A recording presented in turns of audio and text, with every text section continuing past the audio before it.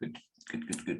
And the usual sort of upfront notices that tells you basically we will be sending out after the session a follow-up with the recording and the presentation itself. So you don't need to make notes or anything particularly. Everything that we're saying and talking about will come to you. The idea being that we may be sort of going through quite quickly today, but you can go through it more slowly should you wish to later. If you're going to be participating in the interactive session, you're going to need a phone or a tablet or a laptop and your Parish Online account. So we'll deal with that when we get there. And if you think of any questions today, just interrupt, please. We don't have too many people. What we're going to talk about then today is why there is an asset register and then what it is and how it works. We're going to mention that it's unlike any of the other layers in the system. It's a rule all to itself. We'll cover obviously the most frequently asked question and then go through the asset register itself, some ideas on how you can improve things, and then we play around with the phones if that's what you'd like to do. So the first reason for having an asset register built into Parish Online is that we're trying to get people to get data out of the filing cabinet, off the paper, off spreadsheets, and into a system which is accessible day and night by any number of users. So the days of people disappearing off to Portugal with the keys to the filing cabinet in their pocket become unimportant. You'll notice that I do feel there's an insurance reason for doing an asset register. The system does, because it's on a computer, gives you very much easier reporting of everything that needs to be done. And there's no limit to the number of attachments that can be put onto each item. So if you are sort of trying to demonstrate that you've done the maintenance, you've done the inspection, you've got photographs of before and after, they can all be stored in the asset register. And then just in case you hadn't got the point, insurance is a key reason for having an asset register.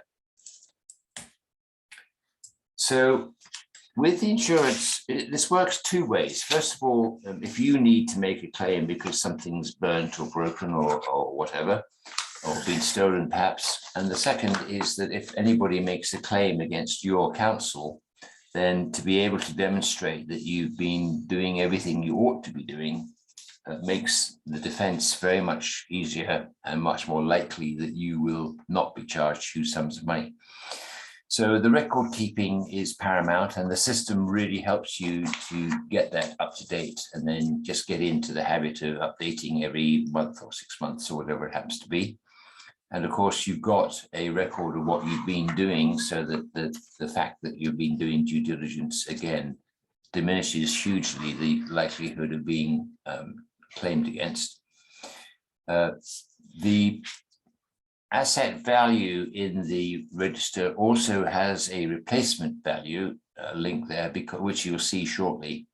And this, I was assured, talking to an insurance person, was very interesting. There's a new sort of habit amongst firemen that if the village hall is burning down and there's nobody inside it, they just let it burn. Why risk humans going in there and putting out the fire when it's obviously going to burn out itself? Most village halls are on their own. They're not going to be a danger to another building. So there's a great habit of having to replace the entire thing. So replacement value, which is often much greater than the established value. And again, once the system is up to date with your records, then keeping it up to date is much more easy and more accurate in the computer. So in Parish Online, you're both familiar with the idea of having layers that you bring in on top of the digital map. And the most frequent and numerous of those layers are the ones provided by third parties. So DEFRA and the Environment Agency and all sorts of government layers, county councils, district councils, the heritage people, all sorts of things give you third party layers. And they're just to be put on top of whatever it is you're demonstrating, so that they're just read only. You can't change the data in those layers. In contrast to that, your parish layers, which you create yourselves, are completely your own. You work out the structure, you work out the data, you work out the geometry, and you change it as you need it. So you've got full control over parish layers. And then there's the asset register, which is slightly different altogether in that because it's used all over the country, the same asset register applies to every council who's using Parish Online. You cannot change the structure or the style or the geometry. That's all provided for you, but you do control what data goes into it or comes back out. So we do find that if for some reason the asset register doesn't have the details that you want to keep recorded, then the trick is to keep a complementary layer in your own parish layers that you build up, and then you demonstrate both at the same time. So if you're trying to show something, you have the asset register layer turned on, and you have your parish layer that applies to the street lights or the trees or whatever it happens to be.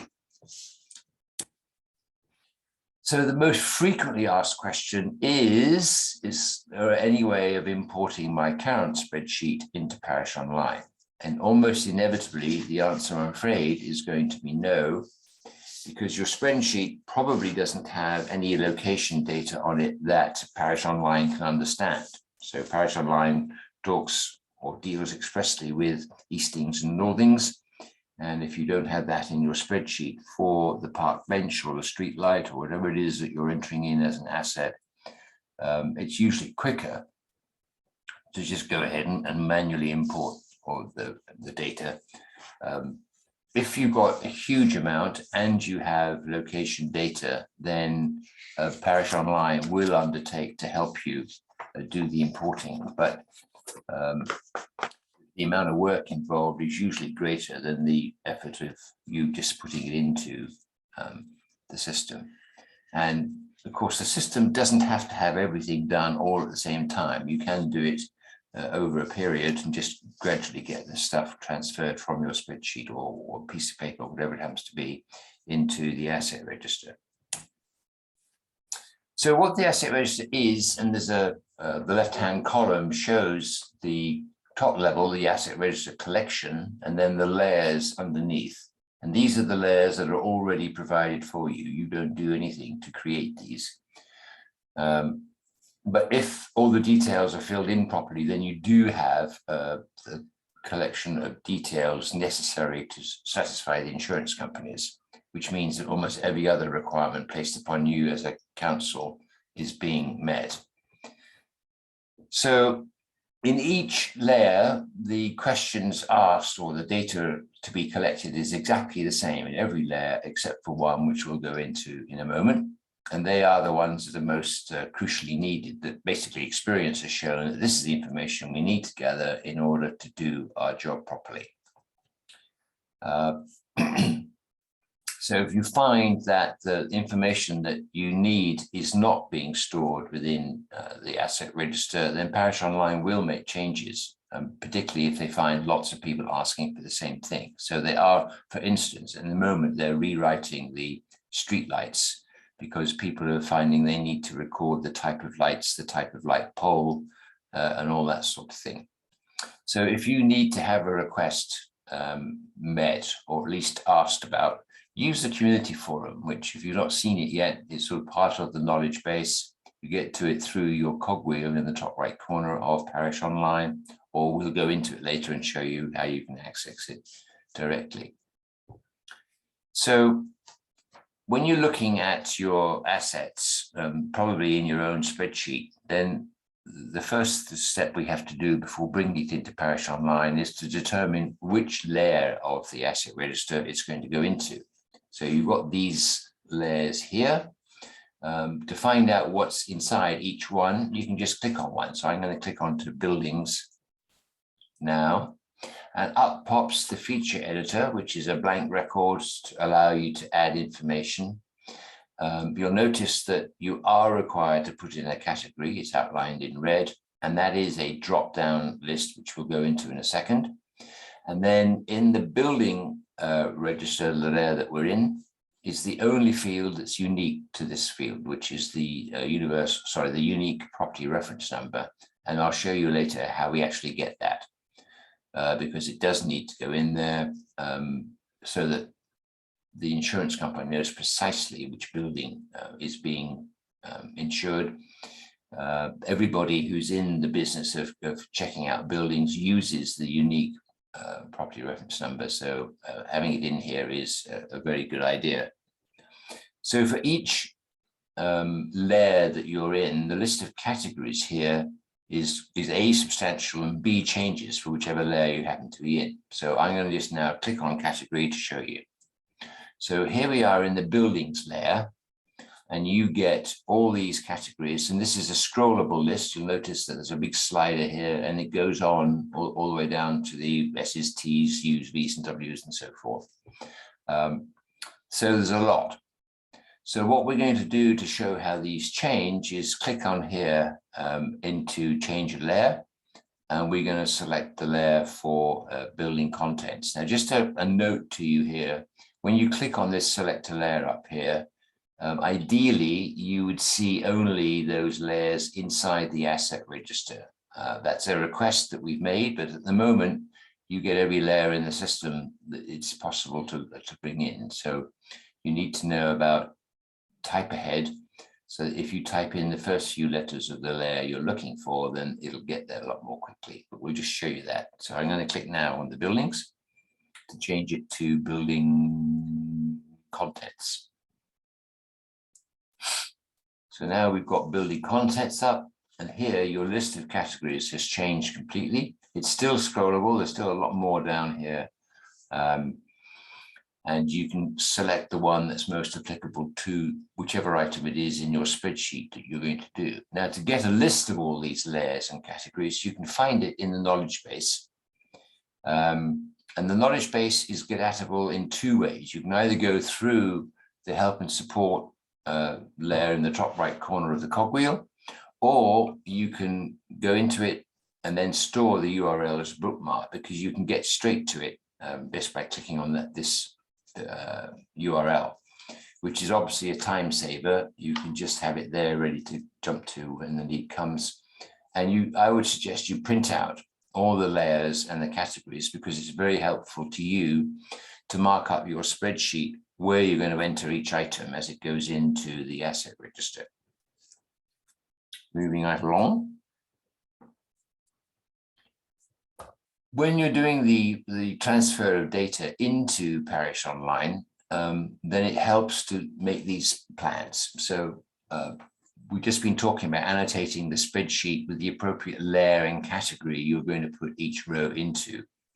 And again, we've got these categories from the knowledge base. If you go into the knowledge base and type in asset register, you'll get the article that lists you every single layer and category that they've got. And we're going to be doing a demonstration shortly when I'll show you how to select those layers easily. We've mentioned this before, that you use attachments to generate your track record. So every time somebody does an inspection and then sends you in a report, or does a maintenance episode, just keep a track of that, add the document to the particular record that you're asking about. So again, we're going to show you this in advance. It helps to name the attachments in a way that you'll be able to track them easily later. So for instance, if you're doing a maintenance inspection of something every 2 months, then after a year, you're going to build up a substantial number of documents. To find them easily, you might want to put the first thing in the document name is to be the date, so that you can find it quickly in Parish Online. Sometimes the names they give you to search on are a bit short. So the better you've been in generating a name that is going to be easily trackable when you've got lots of documents in there, it's going to work.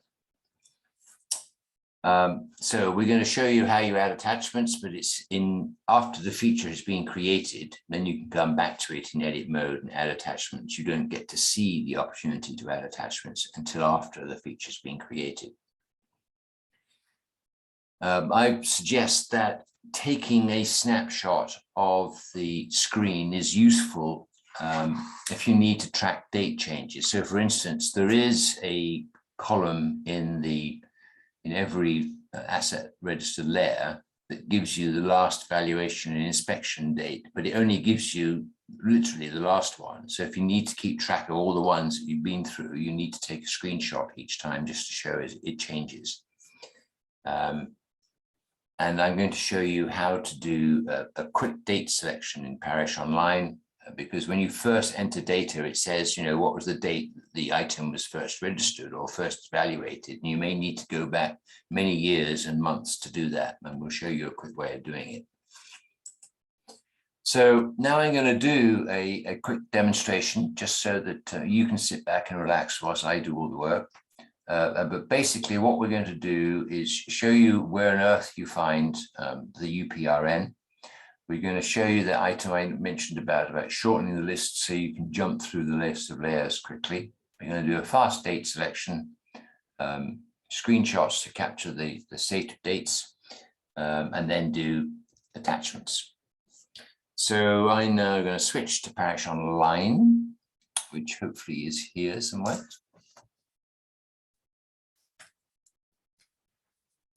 You need to come out of this to get there.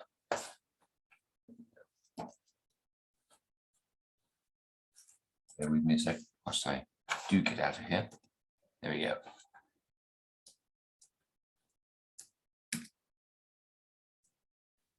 Right. Here we are in the wrong place in Parish Online, but that doesn't matter.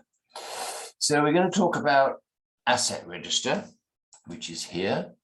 We're going to talk about adding a feature, which we're going to say, let's add a village hall. So we're going to choose a building. So I go into buildings.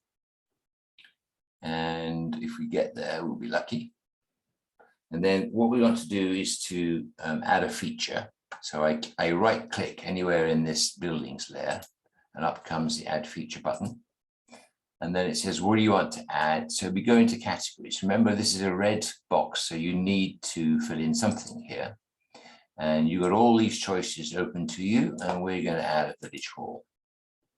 So then we talk about the UPRN, and the fastest way to get the UPRN is through the the address space, which is a separate layer. So I should have mentioned this in reverse order, shouldn't I? Because we're going to, let me come back to that when we've done the other stuff. So filling everything else in here.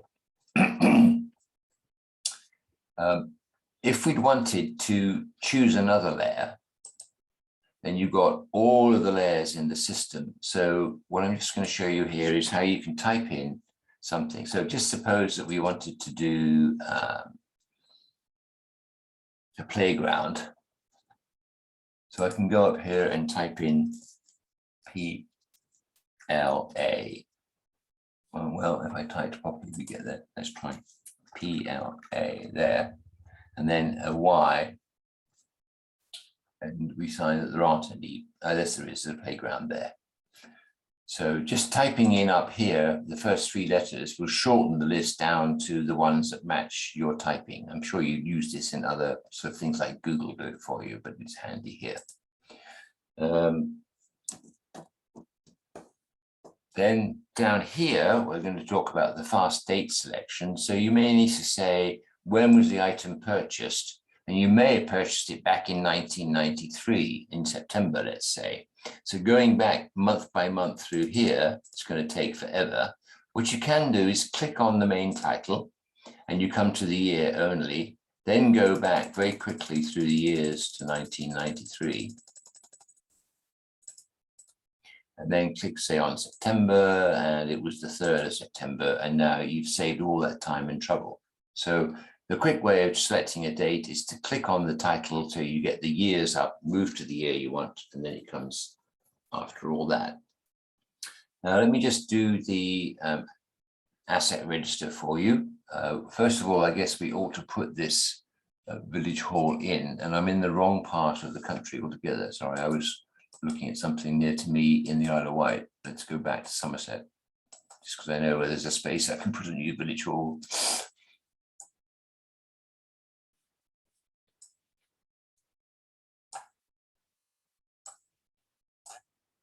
There we go. So I do somewhere like there, zoom in a bit.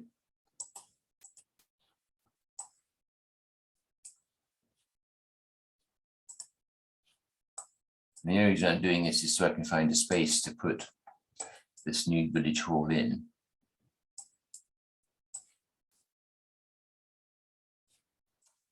Go. I'm getting that.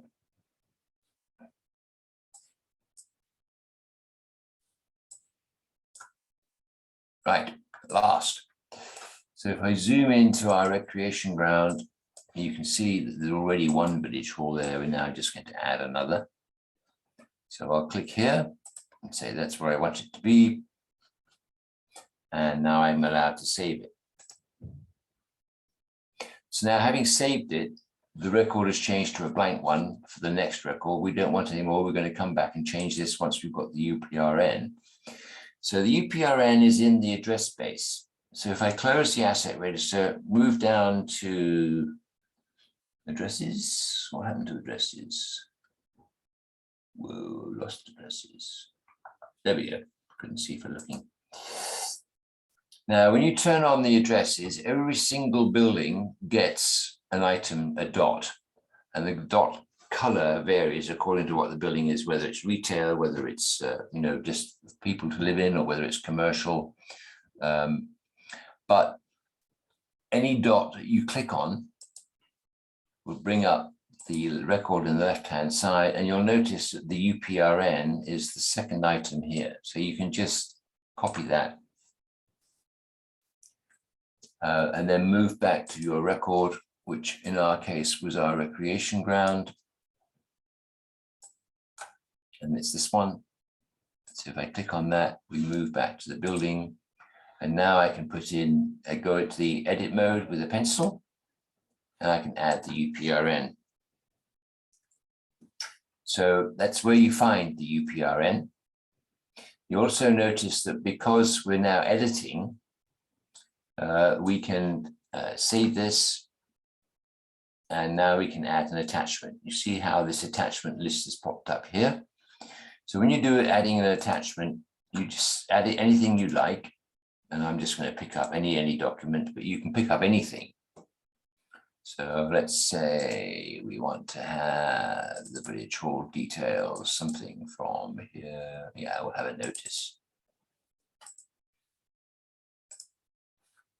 So I've now added an attachment, and you can see that this item here is as much of a length as you get to select it in the future. And you can imagine after you've added about 20 of these, finding the right one is tricky if they all start with appendix. So in my opinion, you're much better off saying, put the date first, and probably you need to be in the sort of year, month, day format, just so that it sorts itself in date order chronologically. And then you say, I want this, the sort of 21st of December, or sorry, 16th of December in 21, and then I want appendix, or I want minutes, or I want whatever it happens to be. But just, I think that naming the document is quite important to be able to find it later when you've got possibly hundreds of these documents or as attachments, giving the nice record of the maintenance inspections or whatever it was that you were doing. So we've added an attachment, we've named it, and we've now got our record more or less up to date. We've shown you how to do the date changing, and we've shown you how to type ahead in the layer choices to get that. So that was really the purpose of this demonstration. Let me come back now to our presentation and go back into the slideshow from the current slide, and this is where we are. So we've done all of these things, moving on. So I think you're probably all used to table view, but if you haven't seen it yet, we're just going to show you how it works. And this is table view, which you got to by right-clicking in any layer in your asset register, and up pops the table view. From here, you can select which layer of information you want to show. But basically, it's a way of listing every single, oh, sorry, didn't mean to do that. Every single record you've got in that particular layer of the asset register. And you can now make changes right here in the asset register but it's a lot quicker to do it than going in through each feature one by one by one. You can get them all here. When you make a change here, you just type over the existing entry and then click in another layer just to save it. And you can change any of these fields very easily. And this is also from where you can do an export to a spreadsheet if you want to sort of work with the numbers in any other way. So it's an excellent way of getting data out of the system. Moving right on. They very handily give you a report for showing your insurance company everything that you wish to have insured, so that they're all agreed on the values and the items and the UPRNs and so forth. And if you go in your main menu to tools, you'll see that there's a choice called Asset Register Export, and this is what you get. And at the moment, you can have a choice between PDF and PDF and PDF. So the only one you've got at the moment in the terms of format is PDF, but we've asked successfully for a CSV version, which is good for spreadsheets. And I'm going to ask you to put in your entry in the community forum, which I'll show you later, to support this, because the more people that ask for it, the more likely we are to get it. And I think it's the most used or useful format. So there are 15 or 16 layers in the asset register. When you select this report, it automatically selects all 16 for you in the belief that this is what you're going to want to report. So you can, if you like, click here. You see all the layers laid down before you, and you just can do a deselect all, if you like, and then just select the 2 or 3 layers that you want. Or if there are a couple of layers you don't want to include, you just individually deselect them just by clicking on them. Include maps is very interesting. If you need to show the insurance company where everything is, you can tick on include map, and the system will generate a map for each item. It does take a lot of time, so you need to be prepared to wait for it to do that. And ditto for the 0 rows. If you click on these little question marks, they give you very helpful indications of why you might or might not want to include these 2 options. So if you want a better explanation of what they're for, I recommend these. When you click on the generate report, it may seem as if nothing's happening.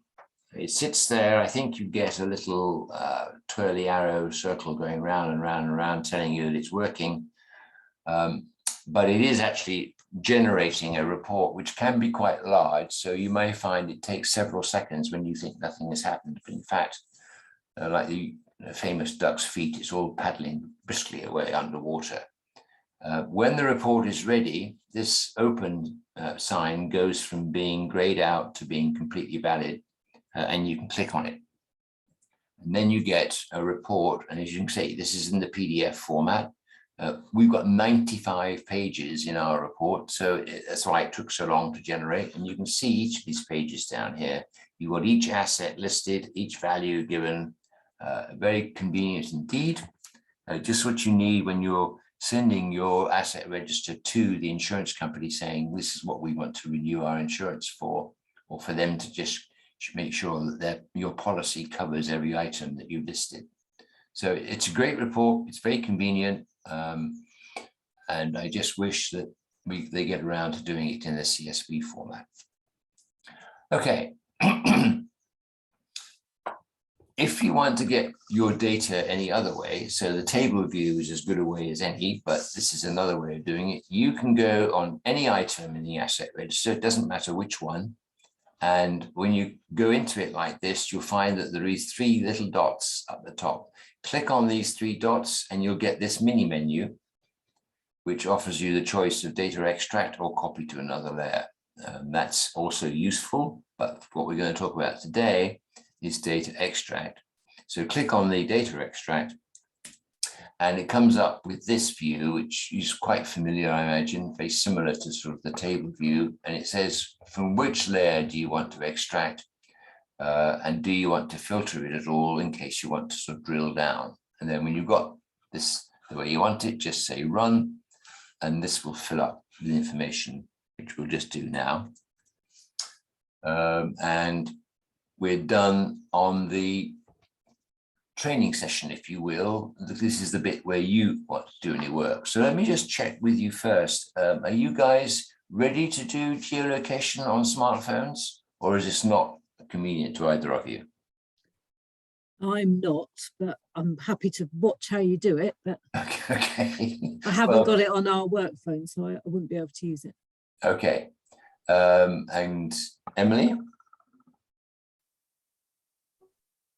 We're not talking to Emily. Have we lost her?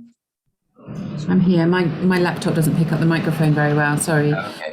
I've got another screen, so I can. Okay, so let's just try this then. So when you get this presentation, this is a live link that will take you to the knowledge base article on geolocation, which is actually very good. And it has an extremely helpful video, which shows you the steps that you go through to set this up on your telephone. So I strongly recommend the video, which you get to in the knowledge base, and we'll show you that later. But the whole point of geolocation is to use the GPS on your phone to drive Parish Online to the place where you are. So on your telephone, in your browser, you can call up Parish Online and it will run on your phone just like Google Maps. And as you move around, it will change the map for you, so that when you go and stand in front of a park bench, if the park bench is located in your asset register, and it needs to be there first, by the way, it's not, you can add it from your phone, but it's a real pain in the neck to do so. I don't recommend it. But you will find that with geolocation turned on, as you go and stand in front of the park bench, so the park bench will be in Parish Online in your browser on your phone. And what you can then do is take a photograph of it, and the photograph will go into the appropriate record within Parish Online, which is really convenient. So what we're going to do is to demonstrate that today. We're going to use an object that's near you. So rather than a park bench, which may be somewhere away, we're going to find something near you, your desk or a flower pot or whatever. And we will show you how to delete it on completion, because I don't suppose your desk may well belong in the asset register. I don't know. We're going to turn on geolocation in the Parish Online account, and then we'll show it happening in the smartphone. So Claire, if you'll bear with us. Emily, you're going to add an item, first of all, to your asset register, which will be the one that we're going to be using. So assuming that you're in Parish Online, and you can do this on your telephone, but I recommend you first do it through your desktop computer. Just add an asset to the layer. Now, probably the best layer, if you're doing something near you, is the building contents layer. So from your home page, open your asset register collection and right-click on the building contents layer to get a mini menu that says Add Feature. And when you click on Add Feature, you get the chance to select an appropriate category, and I suggest business equipment is as good as anything. Give the item a name, and I would suggest you put the word test in so that we can get rid of it later if necessary, unless this is in fact something you do want to put in your asset register, in which case you can put the proper description in. So then you need to locate the feature on your map from your current location. So if you're in your home, you're going to be clicking on your home and then save so that the item is actually now in your asset register. And now that it's in the asset register, we're going to set up geolocation on your phone. So shout at me if you're not ready, but if you are, we'll move on to the next slide. And this is now setting up your phone for geolocation. Now, you don't need to do anything today, but in the future, when you're doing this for real work, it's a good idea to turn off the Wi-Fi on your phone so that you force the device to use GPS rather than just the nearest Wi-Fi hotspot. So that's irrelevant today. On your phone or your tablet, you go into Parish Online via your browser. and the address is on the screen. And this can take a little while if you've not done it before. If you have done it before, it should just pop up. And what we're going to do is to turn on geolocation. So assuming that Parish Online is now up and running in your phone, if you go down to the bottom row, depending on which type of operating system you're using, there will be 3 vertical dots. They're either going to be near the bottom left or they're going to be near the bottom right. And clicking on the dots will give you the choice of geolocation, and you can toggle it on, and a little tick mark will come, and a blue dot appears which shows you where you are at the moment, which hopefully will be safely in your home or your office. The browser asks if Parish Online can use your location, and you obviously wanted to do that. So say allow. And then there's a crosshair icon at the middle of the bottom of your screen. What you wanted to do is to turn it on so that now the map will follow your blue dot as you move around. So because we're not going to move around today, then this is irrelevant, but I'm just mentioning this for future reference when you come back to do this for real.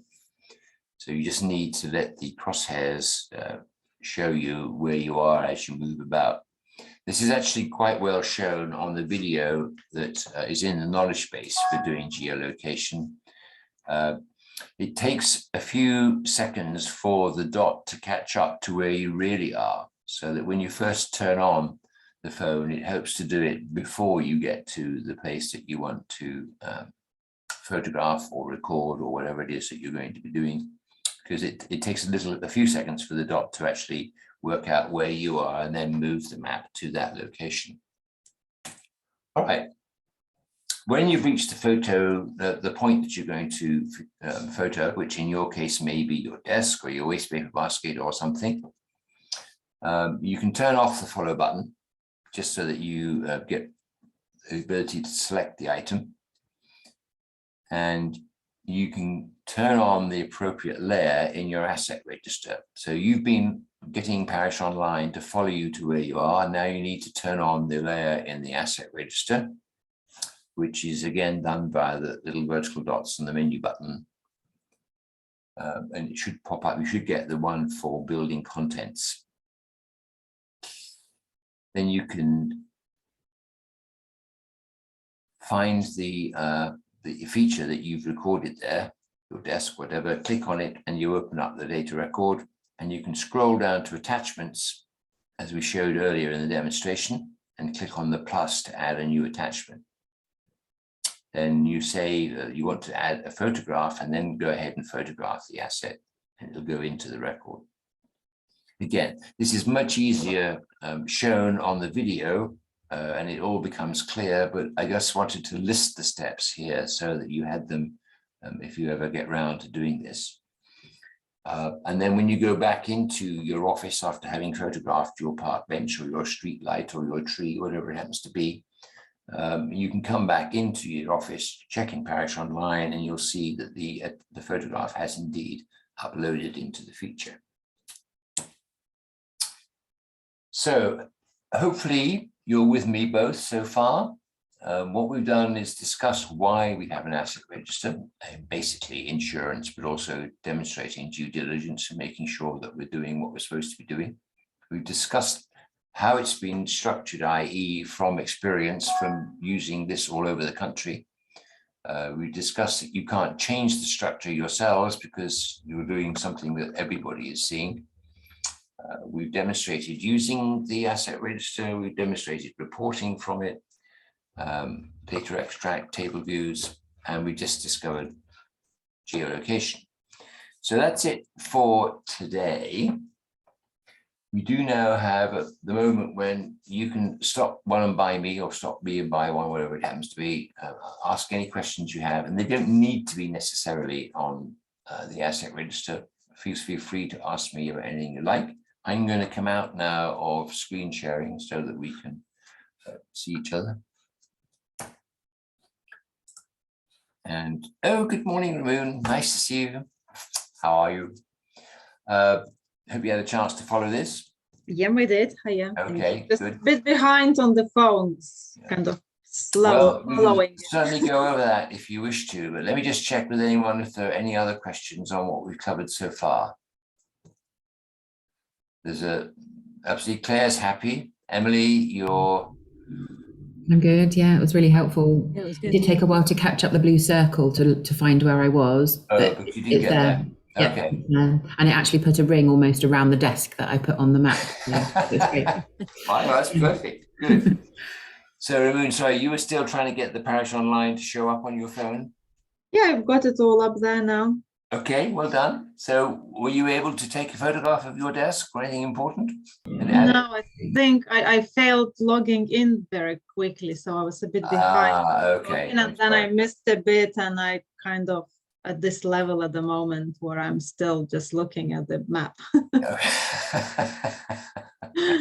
Okay, so what I did mention to you was that I would show you how to delete the record that you've just created in case it doesn't belong in your asset register. And basically that's the same technique as you use for any other feature in Parish Online. You click on it to open up the feature editor, the data column on the left. And at the top of the screen, there is a waste paper basket icon. And clicking on that will delete the feature.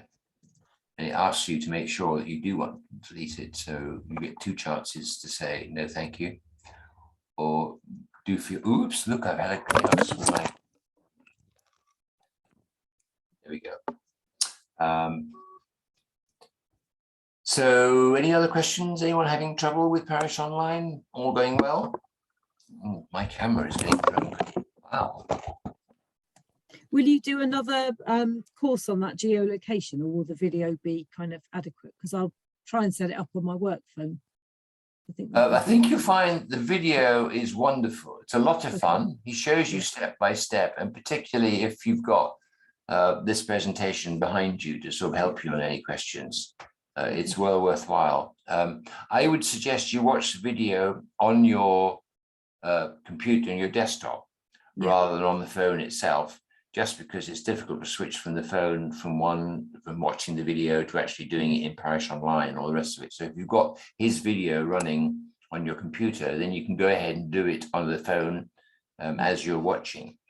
Okay. It's what I have found occasionally, depending on which operating system you've got, and this can be which member of the Apple family. You know, if you're using iOS, then it depends which version you've got of iOS. And if you're using Android, likewise.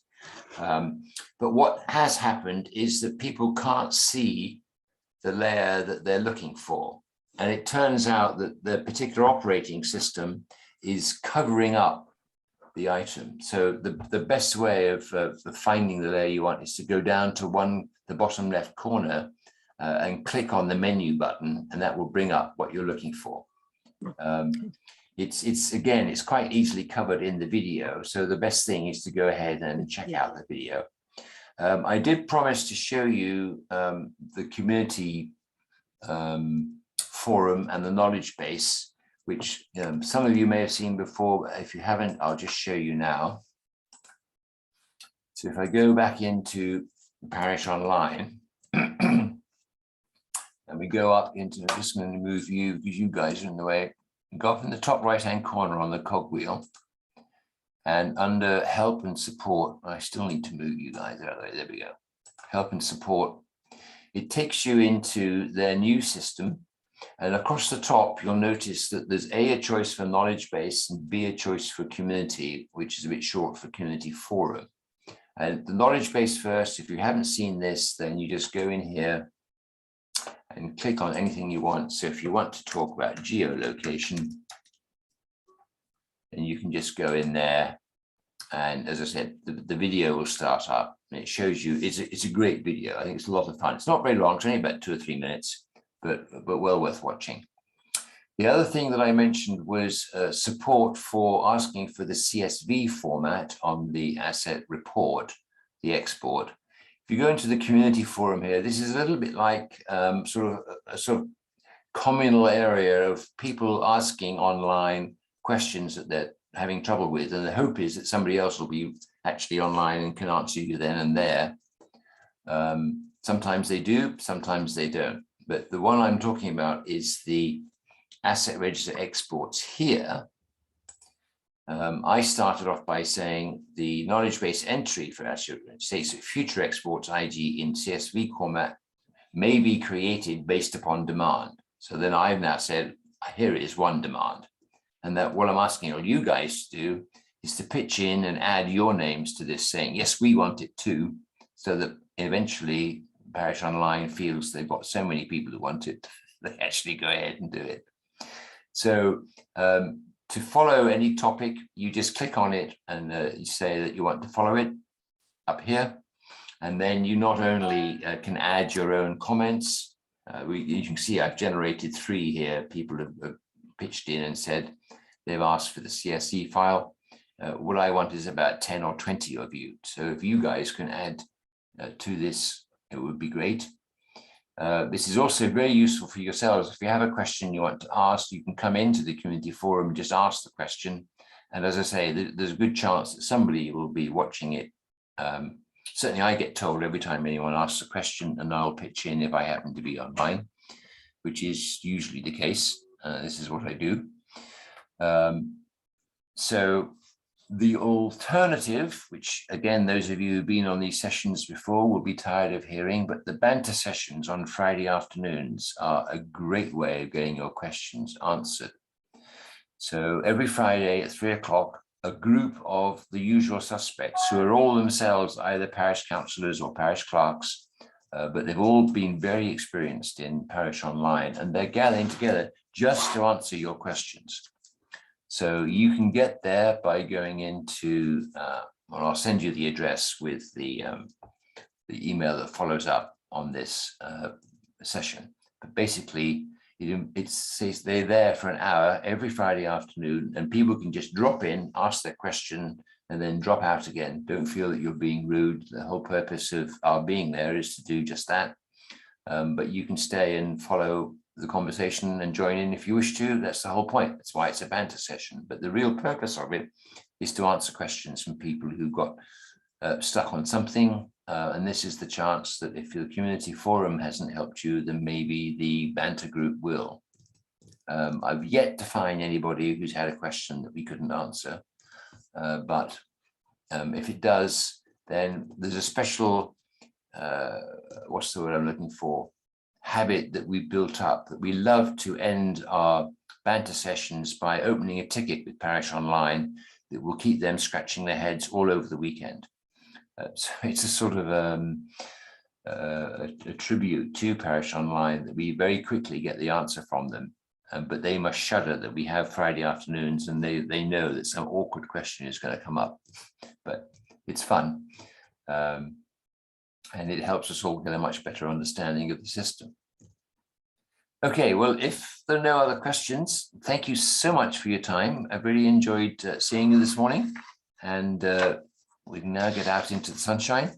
I will send you all a copy of the presentation and the video and sort of notes as to how to get hold of the banter session, that sort of thing. So thank you all for coming. See you next time. And goodbye to you. Very much. Thanks. Bye. Bye. I need to stop sharing so I can kill you all. Bye-bye. Bye. Yes.